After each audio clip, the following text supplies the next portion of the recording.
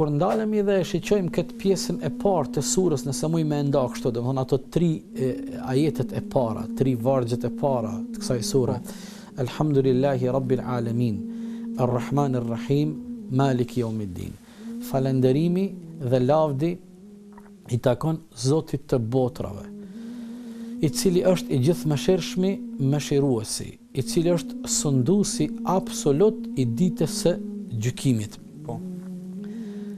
Ka një hadith të pejgamberit alayhis salam armend, i cili është hadith kudsi, ku Allahu i Madhreshëm thot: unë e kam nda namazin mes meje dhe robit tim në 2 pjesë. Allahu i Madhreshëm thot: e kam nda namazin e robit tim në 2 pjesë. Gjysma i takon atij, gjysma më takon mua. Kjo pjesa e parë, nëse mund ta shprehem, kjo gjysma e parë e Fatihas i takon Allahut, e që ka të bëjë me këto 3 ajetet e para. Vazhdon pejgamberi sa në hadithin kudsi, thot Allahu i Madhreshëm: kur robi thot Alhamdulillahi Rabbil Alamin, falënderimet dhe lavdatat i takojnë Zotit të botrave.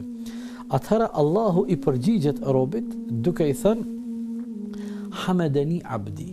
Do thot Allahu i përgjigjet robit në prezencën e melekëve, e engjëjve, kur robi thot falënderimet dhe gjitha lavdet të takojnë ty o Zoti i botrave, Allahu i kthen robit, i thot melaqeve: shiqoni si po më falënderon robi im. Kur robi vazhdon tutje gjatë namazit, do të thonë kjo ka të bëjë dhe kjo vlen vetëm gjatë namazit, nga se kështu ka në hadith. Kur robi vazhdon tutje me lexuar namaz ajetin vijus Ar-Rahmanir Rahim, të gjithë mëshirshmit mëshiruesit, falënderimet dhe gjitha lavdatat takojnë Zotit të botrave, i cili është i gjithë mëshirshmi, mëshirploti.